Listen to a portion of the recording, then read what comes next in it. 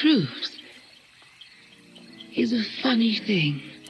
So, I just got done making my character sheet set up to the standards set forth for the game. However, the DM got weirdly angry that I posted it into the Discord group's general chat for all to see. Any particular reason why it wasn't kept private? I asked why this was a problem, since the other groups I've been in enjoyed sharing characters ahead of time. They responded, "Being hostile is a quick way to get booted." That's red flag number one, but I was like, maybe it's just a pet peeve, a bad day, or something else, and I'm just missing context. So I just say, alright, well, getting ready to leave if the red flags continue. Then, they immediately private message me, claiming that I've been trying to sneak custom weapons into their game. The weapon in question is the Yakolwa. Ha. I can pronounce things! It's in the basic character build options on D&D Beyond. I said I could change it to hand axes if they wanted, but I showed them the screenshots from the drop-down as I did so. I linked the D&D Beyond page that I'd read stats and description on, and found the book it's from, because he had restricted our characters to the basics with a few extra setting things, to see if there was any reason behind him thinking it shouldn't be in the game, or if this was just a mistake due to the unfamiliar name. I'm used to it, being able to talk with my DM about game stuff, so I figured this should be no big deal. They claimed I was being incredibly hostile again, and booted me. Something tells me they want to keep my character sheet behind closed doors so they can convince me that I was the problem. Maybe the DM was having a bad day, but frankly, if you're having a bad day, keep it to yourself. It's not an excuse to lash out at everyone around you. This player did miss out on the game, but I think in this case, it was definitely for the best.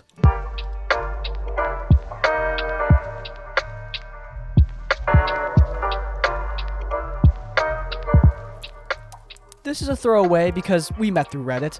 I, 28 female, have been wanting to get into Dungeons & Dragons for a while now. Several years, actually. And I tried pre-COVID to find an IRL in-person group to learn with. Played a few one-shots that weren't really Dungeons & Dragons related, and never found a group I clicked with. Almost 4 years later, aka a few months ago, I found a group perfect for me. They advertised that they needed a player because someone dropped out. It was queer and beginner friendly, which is important to me. I met with them, did an interview of sorts, and they made it very clear that they signed a production deal with a podcasting company for this campaign, and I would have to be okay with that. I read over the contract, thought it over, and signed it. We did a few test one-shots, and everything was great. The production started, we were going over our characters, Session 0 would also be published online, and one of my castmates, Amy, 27 female, was particularly helpful with helping me with character creation, etc. I created a compelling backstory for my character, and everyone was really happy with it. There were a couple comments that, based on my sketch of my character, she was really hot, but whatever. Sometimes foreshadowing is relatively obvious. About 10 episodes in, Amy's character formed a crush on mine, and it was fine. It was fun to play even. Then it started to get a little bit aggressive, but it was still in character, so I rolled with it. After a particularly emotional scene, I gave a very emotional and impassioned speech in character, and Amy said, "I think I just fell in love with you a little bit." Out of character. I kind of laughed it off, but there have been increasing incidents until eventually she asked me out and confessed she thinks she's falling in love with me. I told her I was flattered, but she was coming off too strong. We've only known each other for 4 months, and she barely even knows me at all. She just likes the idea of me based on us working together. She didn't take it super badly. Or super well, but it's definitely tense, and it's spreading to the other members of the cast who think I was way too harsh, and some of the crew too. The tension is awkward, and making the work environment unpleasant, and I feel like it's my fault. Am I the a-hole? Dude, no! Oh, yeah, right, sorry. Drum roll, please. Not the a-hole! Okay, I did the thing. Are you happy? Cool. Anyway, it is important to respect people's boundaries, and it is not disrespectful to establish your own boundaries. This is especially true in a work environment. I have no idea what the scale of this operation is, but the frame of reference would be something like Dimension 20 or Critical Role. These are professional shows with professional casts, and yeah, they're having a good time, but the cast of, say, Critical Role, they're still colleagues. They still need to respect each other's boundaries, if anything, just because, good people do that. This sort sort of behavior is not okay in just normal D&D. In a stream show a la Critical Role with professional relationships involved, it is even worse. My mind is really becoming my enemy in this whole DMing thing. I see a beautiful map and want to use it in my games, but while I'm prepping I think, oh, but what if it has this? It just bums me out that the maps I have don't have more variations to suit my needs.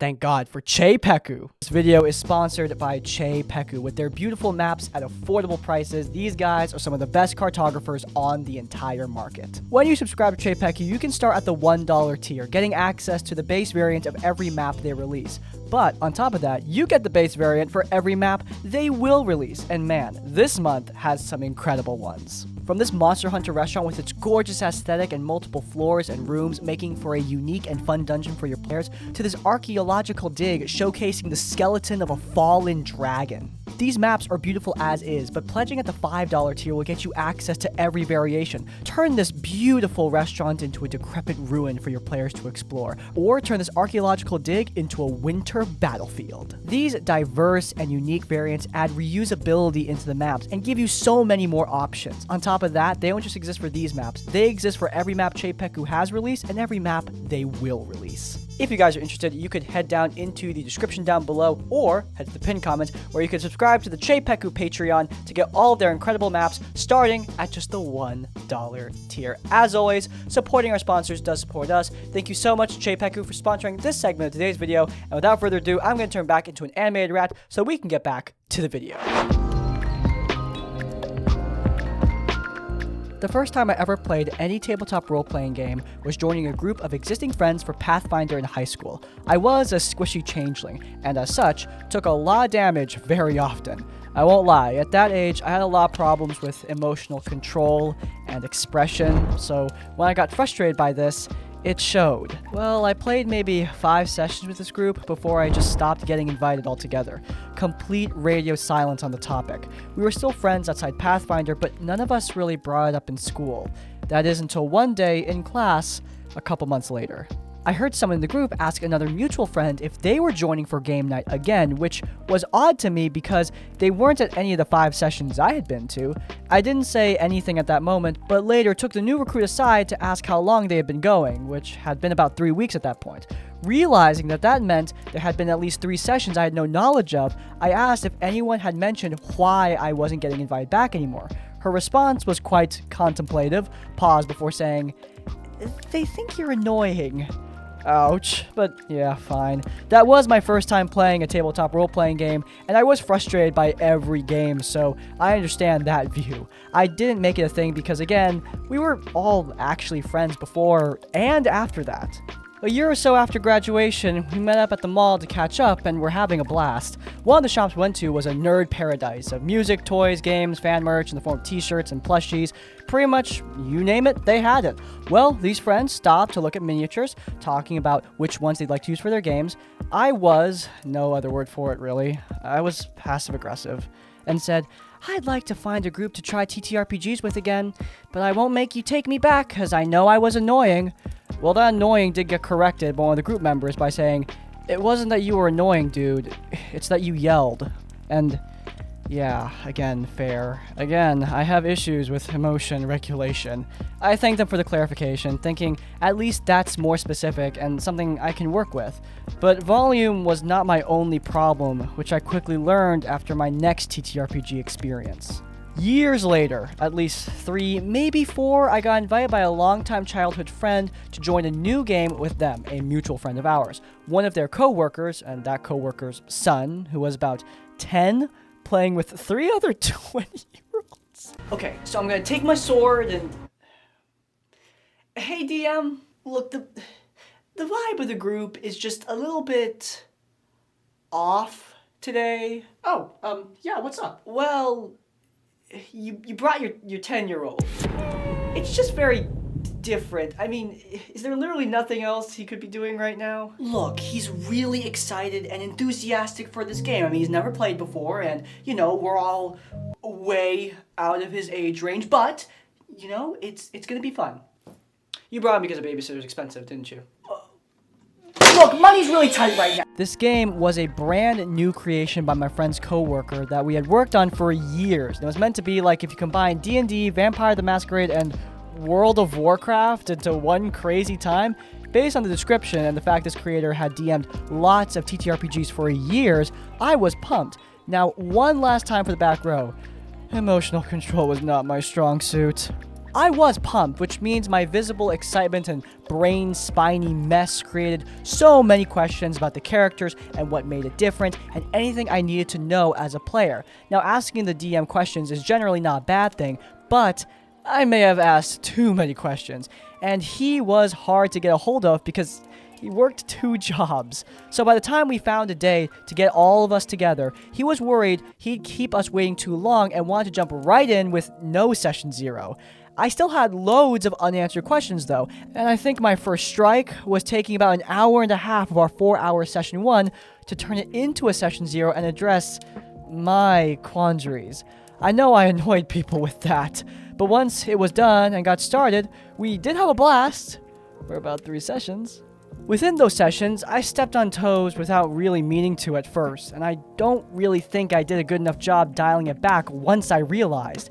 As mentioned, the creator's son was way younger than us, so didn't have the same problem-solving abilities, and to account for that, his dad, our dungeon master, made the puzzles super easy. Impulsively, I was answering the riddles in minutes, and the others felt a little undermined in the process. When they expressed this to me, I backed off and held my tongue, or at least I thought I did at the time. The next 2 sessions, when we had come across a puzzle of some kind, I would think about it for a minute, and then after landing on the solution, I would keep my mouth shut. I let the others take the time to rein it in, but I also didn't want to waste an hour on something that could only take a few minutes. Okay. God dang it. I wasn't able to pull the knowledge out of my staff. This puzzle is impossible. Look, clearly rolling for it is not going to work. Let's just think about this logically. We need to be able to solve this. What does our DM like? Crispy likes Destiny and he loves the Owl House. Maybe this is some kind of reference. Look, Crispy's not gonna make the puzzle answer something that we don't all know. We have to be able to solve it with the information that we're given. We just have to figure it out. We've been at this for forever. Look, we've tried like a dozen answers at this point. DM, are we at least getting close? Yeah, you guys got this. I would let them talk, and if they asked me directly, I would pose the answer as a suggestion. But other than that, I would try whatever else they came up with for at least 15 to 20 minutes before asking if I could give it a shot. Well, remember the radio silence eviction from Pathfinder? Yeah, I stopped getting invited to this game too. But it took a while between sessions anyway, and the creator worked all the time, so it was likely hard for him to find time to continue creating the story. I was giving everyone the benefit of the doubt until the mutual friend reached out to me asking why I wasn't in the new group chat. What new group chat? It was exactly the same treatment as before, but in my mind, I wasn't being annoying this time. I didn't yell, I didn't order anyone around, so why was I kicked out of this group? While texting the old group chats and calling them out on things, I got really heated. And I nearly lost my childhood best friend because of being told I had nothing but bad games. They were drunk when this came out, so there wasn't much elaborating, and afterwards, we didn't put much stock into whatever was said, but I still never returned to the game. We have since made amends and agree it's stupid to throw away decades of friendship because of a game, but I still feel guilty thinking I trashed this creator's game he worked so hard on. Which leads me to where I would love some advice. This was about 5 years ago now, and I've grown as a person since then. I'm more patient, I control my reactions to emotions better, forcing myself to breathe and not raise my voice. I'm more logical when looking at things from another person's perspective, and try to avoid conflict where I can, and be more careful and clear with my words. Even knowing that, I'm still worried about joining this new D&D group.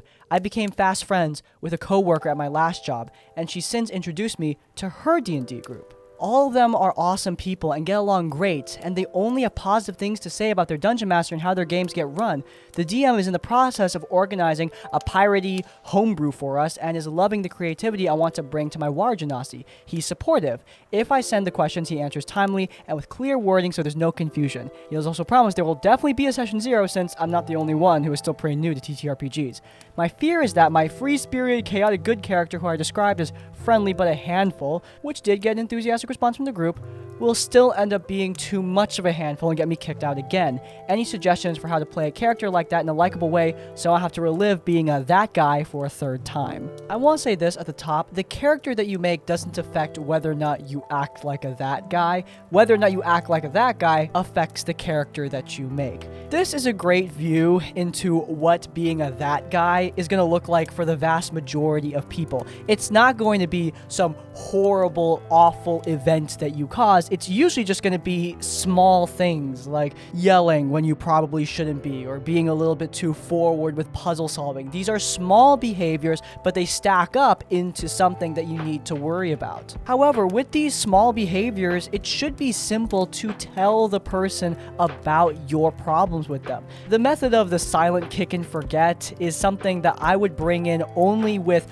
really truly horrendous situations, stuff that cannot be rectified with a simple discussion. Sometimes it is best to cut and run, but with this, I think a discussion would help everybody in this scenario. Like I said, the character you play with this new group doesn't really matter. Tell them about you, yourself, the problems that you're worried about, and tell them that you know about these problems and you want to improve. Tell them to be open with their feedback, and ideally, they will be, allowing you to have a better game for everyone.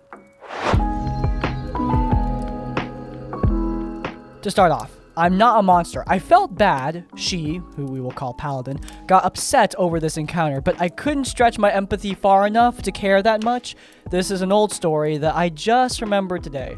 So here's the context. I, as a teenager, was in a local D&D campaign with some older college friends. We all met in high school, so it wasn't that far off in age differences. We only met on Sundays for a session of D&D and some lunch every week. So at this point, we were all friends, but we weren't nearly as close as we once were. One of my friends brought Paladin at the start of the campaign, whom he met at college. She was chill, but clearly enjoyed spending time with the boys more than trying to befriend me, but I didn't care. It was nice not to be the only girl in the group. This story happens about 3 months into the campaign. This campaign was very heavy into roleplay, which I was not used to, so I had many long discussions with the dungeon master about my character. To sum it up, she was a tiefling whose dad did not like her for that reason. However, she would always try to win over his approval. Well, it was revealed in the campaign that her dad was doing evil things in town, so the party had a discussion about what to do. It was clear from talking with the dungeon master and setting up the session that this was going to be a big moment for my character. So, while formulating our plan, my character said she wanted to try and talk with her father, believing he could still be good. If that doesn't work, then she wants to be the one to end him, getting closure for her years of torment. The party agreed, and formulated a plan where they could wait to ambush him if the discussion goes wrong, and everyone was on board and excited. That is when the Paladin spoke up. For a little bit more context, she was a bit of a Mary Sue and always tried to be the main character. The rest of the party knew this, so we typically didn't pay it any mind and just let her do whatever. In response to my character saying she wanted to be the one to end her father, she said, "No, I will do it. He threatened my friends, and therefore he will die." In the interest of full disclosure, you should know that I want to be the one to handle my father. So, that's what I said. absolutely nothing you do concerns me. Your Backstory goals. have zero consequence in the operations of My character. and the fact that you think they do is both hilarious and upsetting. And yet I'm not laughing, nor getting upset, which only further demonstrates how little I care. The problem this time is that this was built up as my character's entire backstory. It wouldn't make sense for her to do that. My character explained again that she wanted to talk with him first. Even with everything going on, it was still her father, and she still had faith in him. Paladin got heated and stood her ground and said she won't let any talking happen. She will just kill him? So I responded with the only response I thought made sense for my character, which calmly was, "If you kill my father, I will never forgive you." The party in-game agrees that this was something my character needed to do. All of this back and forth happened strictly in-game. We finished our plan, everything seemed normal, and the dungeon master called it for lunch. Paladin seemed fine and walked away when we were clearing up the table. We just assumed she needed the restroom or something. But then we heard the front door slam. One of the boys walked over to see if she just left. It was unusual because she was just acting perfectly normal, but she didn't say anything as she left. We were trying to remember if she said she couldn't stay for lunch. That's when we heard the boys say, "Oh my god, what happened? Are you okay?" We rushed to the door to see her sitting on the ground sobbing. We have no idea what's going on and bring her inside to see if she's okay. We're asking if she fell, if she hurt herself somehow, or if she got some bad news. All the while, she's not responding. She's just sobbing. That's when she finally yells, "You all hate me, especially you, writer. The writer hates me." To say we were confused by this 180 is an understatement. Throughout her sob, she's telling us that everyone hated her plan for the next session, her killing my character's dad, and therefore we all hate her. We tried to reassure her that this is just a game, but she was persistent. Some of my other friends suggested I go home to give her some space. It wasn't her house either, by the way. But I left. Looking back, pretty sure she just didn't want to hang out with me anymore and just used tears as a weapon. Either way, the campaign ended 2 sessions later in a TPK. And our DM told us he was done with D&D, so we stopped meeting up.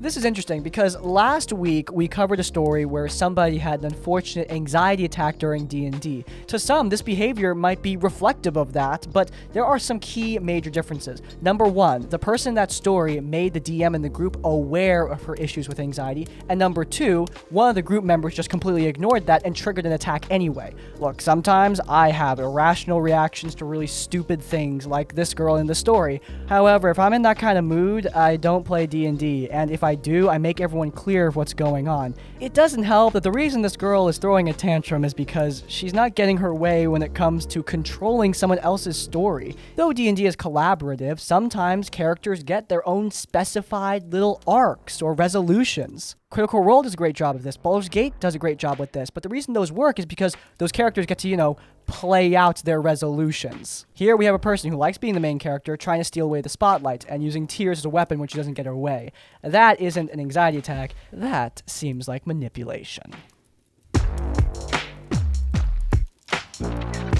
At the time, I was in high school, and this was my first ever time playing Dungeons & Dragons. A small group of guys a year above me invited me to play with them, seeing as I was always in the lunchroom when they played in the morning, and was chatting with them and their dungeon master, who would become a friend of mine. I don't remember what everyone was playing at the time, but I remember being a wizard. So the characters in the story were as follows: the DM, the rogue, the sorcerer, plus myself, and another guy who wasn't playing, but we'll call him Cap, because he wore a baseball cap. He becomes unfortunately important for the wrong reasons. This all started out pretty well. I made my character and was enjoying having something to do and trying out D&D, which I've always wanted to do. I think the first slight red flag was that they didn't really help me actually learn the game. I'd ask what stats I needed to use or what dice to use, and they'd do it all for me. Even if I stayed, I wanted to be able to do it, on my own. I honestly just took it as them trying to be nice. Now, since then, I had started hanging out with them and had grown fond of all of them. They were all great guys. I even ended up having a relationship with Cap. This unfortunately became the problem later on. Now, at some point after a few months, the sorcerer asked me if he could meet after school with me and talk about D&D. I asked if he'd finally be able to explain how to run my character, and he said sure. Apparently, that wasn't really why he wanted to talk. He ended up asking me out. To be clear, he was very sweet and respectful, and if I hadn't been seeing Cap already, I honestly probably would have said yes. I let him know this though, and told him that nothing changed, he was still sweet, and he took it really well. A few weeks passed, and the DM asked to speak to me at lunch. Us being friends and all, I didn't really think much about it. We were chatting and joking when he himself also asks me out. Now, to be honest, I was frustrated. I had never flirted with this group and had tried really hard to just be friendly and was confused as to why I was being asked out by them systematically. Alright guys, I am ready to play some. Before we are to play Dungeons & Dragons, I have something I must say. A moment of sincerity, if you will. My dear, for years, I have watched you, fallen madly in love with you. For on a scale of 1 to 10, you are a natural 20. I have a boyfriend. DM, you won't believe what happened today, but okay, are we ready to play? Because I just want to get my mind off some stuff. My love, from afar I have watched you, your beauty. I propose that you and I go on an amazing date. No, I have a boyfriend. Worry not, my dear, for such a relationship is not meant to last, but our love would... Oh, God. Well, D&D might be a bust, but at least I can have a solid raid night. Hey, user cat year 94, you want to do erotic roleplay? Oh, are you kidding me? I let him know that Sorcerer had also asked me out and told him the same thing. I was seeing Cap already and might have considered if it wasn't for that. DM took it well, not great. He ended up on a rant about how this wasn't fair. He invited me to play with them because he liked me, and that he was my friend first, so he should have gotten to ask me out first. Wait, what? Oh, yeah, pretty much. He was saying I should get dibs on the girl, and that he only started this campaign a few months before because he knew I would join, and that he wanted to get closer with me. I was grossed out by this. I thought he had asked me to play because we were friends. I thought he had started this group because he liked Dungeons and Dragons, not because he wanted to get closer to me. I told him just because we were friends first doesn't mean he has rights to me. We bickered, and he seemed to resolve it, and he kind of apologized, and I thought it would be fine. Flash forward to the next day, and the Dungeon Master doesn't even show up. Our row calls him, and he said he slept in, so we skipped in that day. This continued for weeks. The group was unaware of what happened, but I knew why it was happening. I honestly was afraid my new friends would hate me because I ruined their game, so I didn't say anything for a while. Well, they started getting mad about Dungeon Master just ghosting and just avoiding us all, and we were upset for not having a reason, so I finally bit the bullet and tell them why he probably wasn't showing up. They all took it actually really well and were sympathetic over this and how that would make me uncomfortable. In fact, they had even kept showing up in the mornings and keeping me company. The ironic thing is, by this point, Cap had dumped me for another girl. If the DM hadn't acted the way he did, I might have said yes if he asked me out again. Have you ever heard the tragedy of Darth DM the Unwise? It's not a story Matt Mercer would tell. Darth DM the Unwise was convinced that D&D was his pathway to get a girlfriend. But he was so obsessed with getting a girlfriend that he ended up pushing her away. Little did he know that she likely would have been down if he had not acted like such a prick. Ironic, isn't it? He was so obsessed with the fantasy of love, it blinded him to the reality of love that he could have been a part of. Jesse, what the are you talking about? Someone ended up confronting the DM about ghosting us, and he said sorry and that he'd show up again. I guess enough time had passed for him to get over the argument.